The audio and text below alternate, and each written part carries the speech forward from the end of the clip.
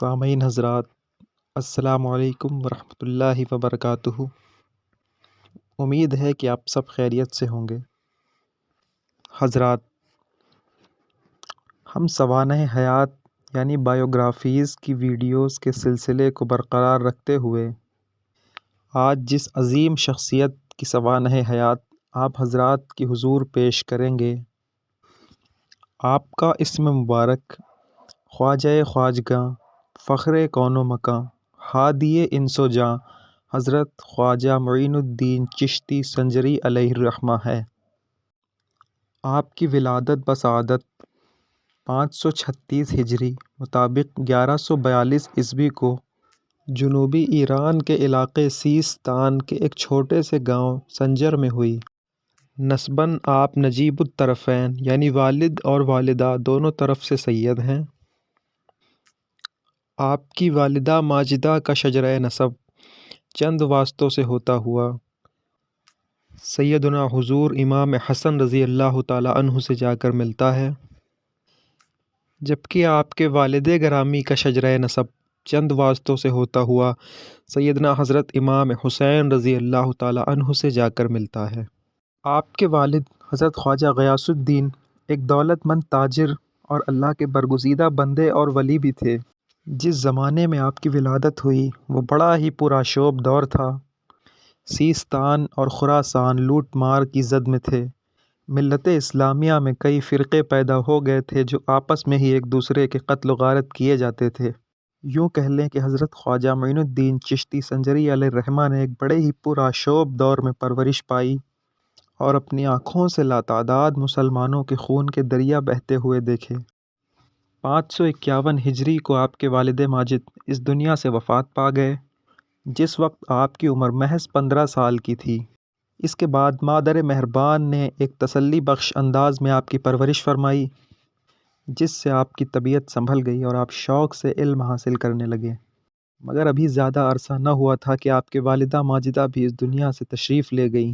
والد گرامی کی وفات پر ایک باغ اور ایک آٹا پیسنے والی چکی آپ کو ورثے میں ملی، اور اس کے بعد آپ نے باغبانی کا پیشہ اختیار کر لیا۔ ایک دن آپ رحمۃ اللہ علیہ اپنے باغ میں درختوں کو پانی دے رہے تھے کہ ادھر سے مشہور زمانہ بزرگ حضرت ابراہیم قندوزی رحمۃ اللہ علیہ کا گزر ہوا۔ آپ نے انہیں دیکھا تو دوڑتے ہوئے ان کے پاس گئے اور آپ کے دست مبارک کو بوسہ دیا۔ حضرت ابراہیم قندوزی آپ کے اس لہجے سے بڑے متاثر ہوئے اور انہوں نے آپ کے سر پر دست شفقت پھیرا اور پھر روانہ ہونے لگے۔ آپ رحمۃ اللہ علیہ نے حضرت ابراہیم قندوزی کے جانے پر مایوسی کا اظہار کیا تو آپ نے فرمایا کہ اے بچے، بتاؤ کیا چاہتے ہو؟ تو آپ نے فرمایا کہ اے بزرگ، آپ میرے اس باغ میں چند لمحے اور آرام فرما لیں، کون جانے کہ مجھے یہ سعادت پھر نصیب ہو یا نہیں۔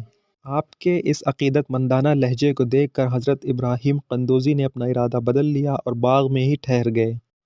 چند لمحے بعد حضرت خواجہ صاحب رحمۃ اللہ علیہ نے انگوروں سے بھرے ہوئے 2 طباق آپ کی حضور پیش کیے، جس میں سے چند انگور آپ نے اٹھایا اور کھا لیا۔ یہ دیکھ کر حضرت خواجہ صاحب رحمۃ اللہ علیہ نے بڑی خوشی کا اظہار فرمایا۔ اس کے بعد جب آپ رخصت ہونے لگے تو حضرت خواجہ معین الدین چشتی رحمۃ اللہ علیہ سے فرمایا کہ بیٹا، تم نے ایک فقیر کی کیا خوب خدمت کی ہے، مگر یاد رکھو یہ باغ، یہ درخت، یہ پھل کل کو فنا ہو جائیں گے۔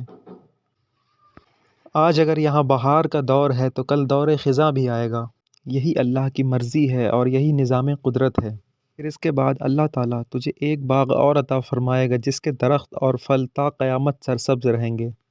حضرت کی اس نصیحت کے بعد آپ پر ایک عجب سا کیف طاری ہوا اور آپ نے اپنی چکی اور اپنا باغ جو کچھ بھی تھا سب کچھ فروخت کر کے ایک درویشانہ زندگی بسر کرنے لگے۔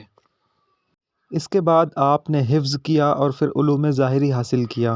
علوم ظاہری حاصل کرنے کے بعد مرشد کامل کی تلاش کے لیے عراق روانہ ہو گئے، جہاں آپ کی ملاقات حضرت خواجہ عثمان ہرونی رحمۃ اللہ علیہ تعالیٰ سے ہوئی اور پھر آپ ان کی خدمت میں حاضر ہوتے رہے۔ ایک دن آپ نے اپنے دل کی ساری بات حضرت خواجہ شیخ عثمان ہرونی رحمۃ اللہ علیہ سے کہہ ڈالی اور فرمایا کہ حضرت مجھے اپنی غلامی میں قبول فرما لیں، جس کے بعد حضرت خواجہ عثمان ہرونی رحمۃ اللہ علیہ نے آپ کو مرید فرما لیا۔ آپ اپنے پیر و مرشد کی خدمت میں تقریباً 2.5 سال اس طرح سے رہے کہ نہ دن کو سوتے اور نہ رات کو سوتے کہ کہیں میرے شیخ کو کسی شے کی ضرورت نہ پیش آ جائے اور میں وقت پہ حاضر نہ رہوں۔ ایک دن جب آپ اپنے پیر و مرشد کی خدمت میں حاضر تھے تو آپ نے حضرت خواجہ صاحب رحمۃ اللہ علیہ کو سینے سے لگایا اور آپ کا ہاتھ پکڑ کر آسمان کی جانب ہاتھ بلند کیا اور فرمایا کہ اے خداوند باری تعالیٰ، معین الدین کو اپنی بارگاہ میں قبول فرما لے۔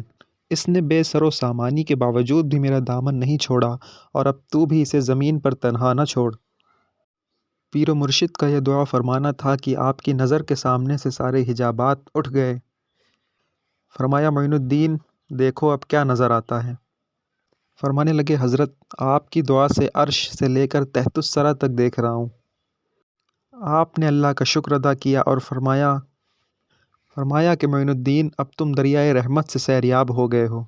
ایک اور روایت کے مطابق حضرت خواجہ عثمان ہرونی رحمۃ اللہ علیہ حضرت خواجہ صاحب رحمۃ اللہ علیہ کو لے کر مکہ مکرمہ حاضر ہوئے۔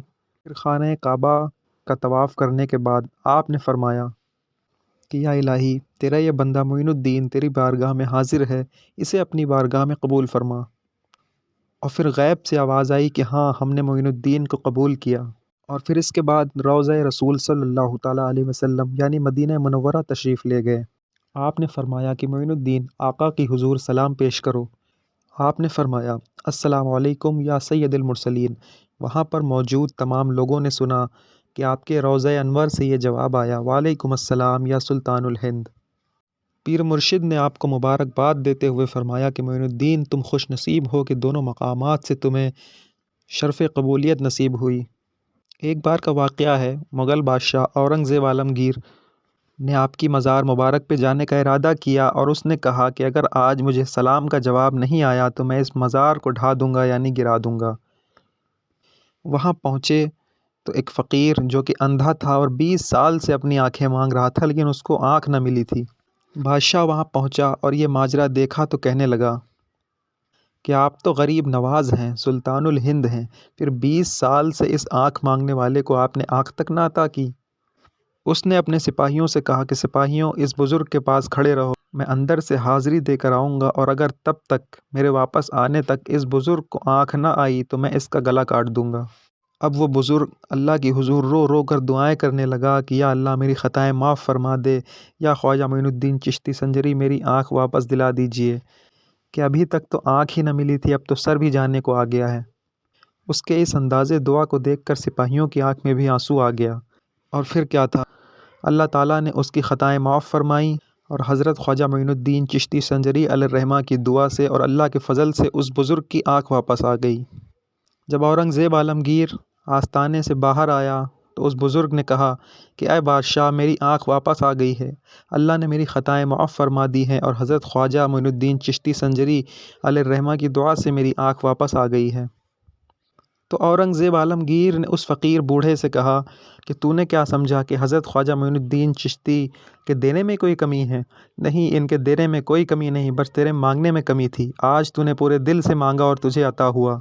بے شک اب تنگی داماں پہ نہ جا اور بھی کچھ مانگ، ہیں آج وہ مائل باتا اور بھی کچھ مانگ، ہر چند کے آقا نے بھرا ہے تیرا کشکول، کم ظرف نہ بن ہاتھ بڑھا اور بھی کچھ مانگ۔ ایک مرتبہ آپ خواجہ صاحب رحمۃ اللہ علیہ راستے سے گزر رہے تھے تو وہاں پہ کچھ لوگ آگ کی پوجا کر رہے تھے۔ آپ کی نگاہ رحمت ان پر پڑی۔ آپ نے پوچھا یہ کیا کر رہے ہو؟ کہنے لگے جی آگ کی پوجا کر رہے ہیں۔ آپ نے فرمایا اس سے کیا فائدہ ہے؟ کہنے لگے ہم آگ کی پوجا اس لیے کر رہے ہیں تاکہ مرنے کے بعد یہ ہمیں نہ جلائے۔ کہا کتنے دن ہو گئے پوجا کرتے ہوئے؟ کسی نے کہا 20 سال، کسی نے 40 سال، سب نے ایسے بتایا۔ فرمایا اچھا ایسی بات ہے، ذرا اس پہ ہاتھ رکھ کے دکھانا۔ اور جب ہاتھ رکھنے کی باری آئی تو کسی میں ہمت نہ تھی، تو وہ کہنے لگے کہ یہ تو آگ ہے، اس کا کام ہے جلانا۔ تو وہ سب کہنے لگے کہ اگر آپ خود اتنے ہی سچے ہیں اور اپنی بات پر اتنے ہی مستحکم ہیں تو آپ ہی اپنا ہاتھ اس میں ڈال کر دکھائیں، ہم دیکھتے ہیں کہ یہ آگ آپ کو جلاتی ہے یا نہیں۔ اتنا کہنا تھا کہ آپ جلال میں آ گئے۔ آپ نے فرمایا مجھے جلائے گی یہ آگ؟ فرمایا یہ آگ مجھے کیا، میری جوتی کو جلانے کی بات تو دور ہے، چھو نہ سکے گی۔ آپ نے اپنے پیر کی جوتی نکالی اور فرمایا لو معین الدین کے بدن کی تو الگ بات ہے، اگر اس میں ہمت ہے تو یہ میری جوتی کو جلا کر دکھائے۔ اور پھر لوگوں نے دیکھا کہ جیسے ہی آپ کی جوتی آگ میں ڈالی گئی تو اس کے چاروں طرف ارد گرد تو آگ جلتی رہی، لیکن جس جگہ پہ آپ کی جوتی رکھی ہوئی تھی مانو اتنی جگہ نے جیسے گلستاں کی شکل اختیار کر لیا ہو۔ کچھ دیر بعد آپ نے اسی آگ میں اپنا ہاتھ ڈال کر اپنی جوتی واپس نکال لیا۔ تو وہ سب کہنے لگے کہ بابا آپ نے تو بہت لمبے وقت سے آگ کی پوجا کی ہوگی، یہی وجہ ہے کہ آپ کی جوتی بھی نہ جل سکی۔ تو آپ نے فرمایا کہ نہیں نہیں، میں آگ کی پوجا نہیں کرتا، بلکہ اس آگ کو، اس پوری دنیا کو، اس پوری کائنات کو بنانے والے کی پوجا یعنی عبادت کرتا ہوں۔ اتنا کہہ کر آپ چل دیے، اور جب آپ جانے لگے تو وہ لوگ آپ کے پیروں پہ گر پڑے، ہاتھ بڑھا کے ہم گناہ گاروں کو بھی اپنے دامن میں لے لیجیے۔ بس پھر کیا تھا، وہ سارے کے سارے لوگ خواجہ صاحب رحمۃ اللہ علیہ کے ہاتھ پر بیعت کر کے مسلمان ہو گئے۔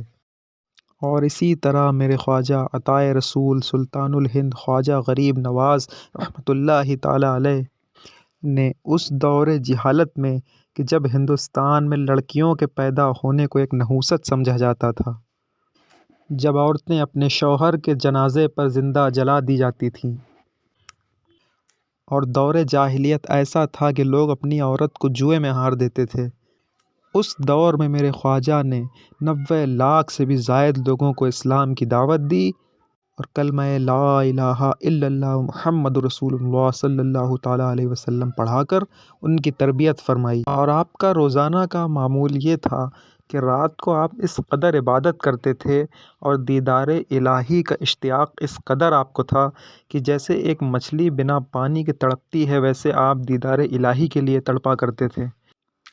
اور جب آپ کے وصال کا وقت قریب آیا تو صاحب سیر الاولیاء بیان کرتے ہیں کہ اس وقت کے تمام اولیاء اللہ جو آپ کی نسبت سے فیض پائے تھے، ان میں سے کئی ساروں نے یہ خواب دیکھا کہ حبیب خدا محمد مصطفیٰ صلی اللہ تعالیٰ علیہ وسلم خود اجمیر شریف میں تشریف لائے ہیں۔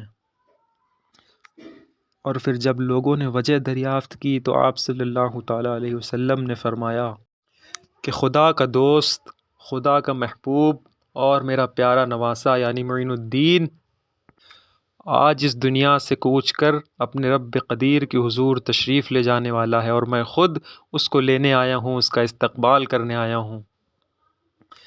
اب آپ اندازہ لگائیں حضور خواجہ غریب نواز کی شان کا کہ بھیجا بھی حضور نبی کریم صلی اللہ تعالیٰ علیہ وسلم نے اور لینے بھی خود آئے ہیں،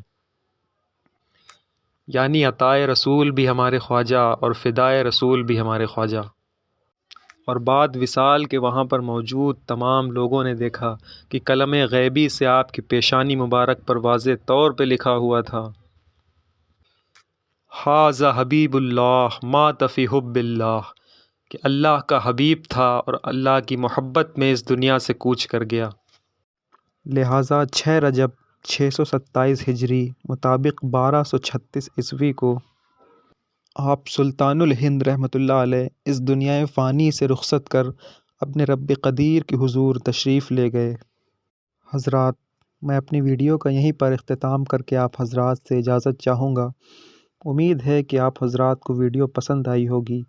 اگر ویڈیو پسند آئی تو ویڈیو کو لائک کریں، کمنٹس کریں اور زیادہ سے زیادہ شیئر کریں۔ اور اگر ابھی تک آپ نے ہمارے چینل چراغ ابوالعلائی کو سبسکرائب نہیں کیا ہے تو ابھی سبسکرائب کریں اور بیل آئیکن کو آن رکھیں تاکہ ہم جیسے ہی چینل پہ کوئی اپڈیٹ کریں تو آپ کو ہماری نوٹیفیکیشن سب سے پہلے مل جائے۔ السلام علیکم ورحمۃ اللہ وبرکاتہ۔ خدا حافظ۔